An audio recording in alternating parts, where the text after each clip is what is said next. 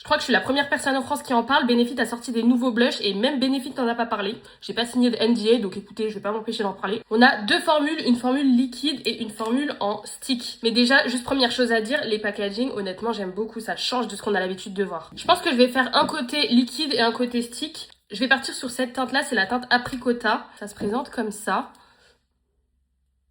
La teinte est très jolie. Donc ça, c'est la version liquide. Je sais même pas le nom du produit en lui-même. Ça s'appelle les Play Days. Honnêtement, la teinte est super jolie, très naturelle. Il y a beaucoup plus de teintes. Il y a des teintes un peu plus fun. Je sais pas si c'est toutes les teintes que j'ai reçues, mais je vous en montre certaines. Vous voyez, il y a pas mal de petits trucs. Écoutez, c'est pas les blushs les plus pigmentés du monde. J'ai dû en réappliquer 2 fois. Mais disons que si vous avez pas l'habitude de vous maquiller, c'est pas mal parce que du coup, ça vous permet de doser. Moi, perso, je préfère un blush pas assez pigmenté qu'un blush trop pigmenté. En tout cas, ça n'a pas bougé la matière qu'il y a en dessous, donc ça, c'est l'essentiel. Et pour la version stick, on est sur des blushs. Alors, tu peux pas le tirer comme ça. Je me suis rendu compte qu'il faut le tourner puis le tirer. J'ai cru au départ que la couleur, c'était ça. Pas du tout. En fait, c'est un capuchon.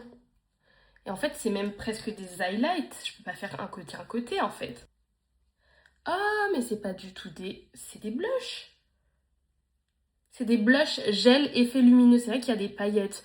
Est-ce que vous voulez qu'on teste ça dans une autre vidéo? Parce que je me vois pas mélanger là. Ça va pas être très joli sachant que je dois sortir. En tout cas, pour ce qui est de ces blushs là, pour être 100% honnête, j'aime bien.